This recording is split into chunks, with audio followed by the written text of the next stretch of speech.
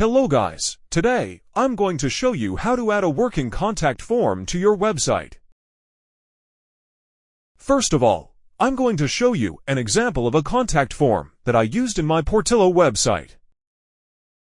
In Contact section, you can see a contact form with several fields like name, email, mobile number, email subject, and message. If you fill these blanks and hit Submit button, the contents that you entered in these fields forwarded to me via email. Now as you can see, I can add a custom redirection page after clicking Submit button. Although this is a premium feature in many websites, I will teach you to add a custom redirection page to your form at the end of the video. This is the email that receive after someone submitting a form in my website. This email contains the all fields I entered before. Also, as you can see, it contains the visitor's IP address. It adds a more security to your website. Before going to video, please click subscribe button and hit the bell icon for more content like this. Also, don't forget to like, share, and comment. Let's go to the video.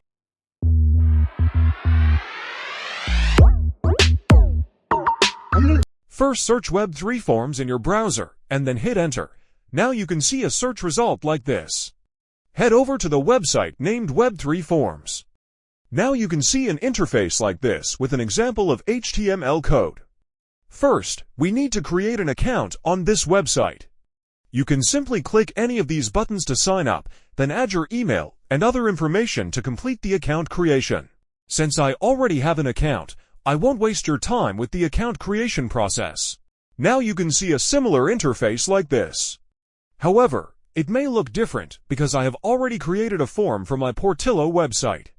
With the free plan, we can receive only 250 submissions per month. If you have a large company or expect a big crowd, you will need to purchase a pro plan. As an individual developer, I am satisfied with the free plan. Now let's create a new form. You can create a new form by simply clicking New Form in the navigation bar. Alternatively, if you are creating a new account, you will need to set up a form during the initial sign-up process.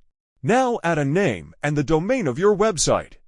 The submissions are automatically forwarded to the email you used to sign up.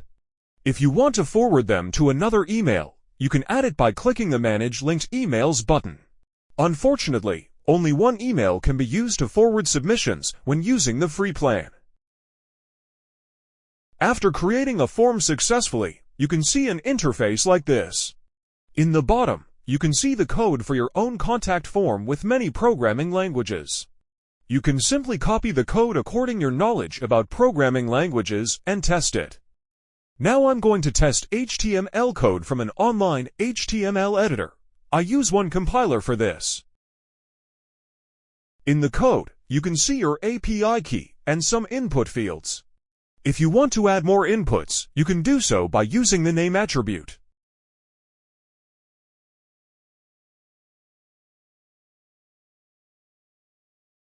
After filling data and clicking button, we can see the default redirection page of Web3 Forms. As I said, I will teach you to add a custom redirection page. Now let's check my emails. Boom! It works. We can see an email with the data we entered earlier. It also contains the visitor's IP address and the URL of the website. In your form settings in Web3 Forms, you can change the form name, email, email subject, and sender name. You can also change the redirect URL here. However, I'm not sure if it works because I am currently using custom redirection from the code.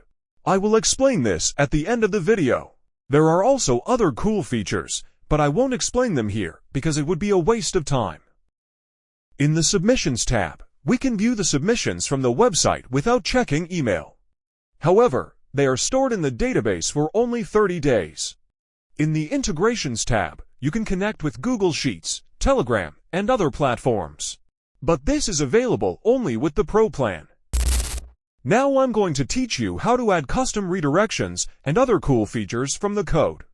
First, you need to go to the Web3 Forms documentation. Then, open the Customizations tab in the navigation bar. Here you'll see a large number of customization options for your form. If you want to add custom redirection, go to the Custom Redirection section and study the example codes. That's it. Thank you for watching this video. If you found it interesting, please like and subscribe for more content like this. See you again in the next video.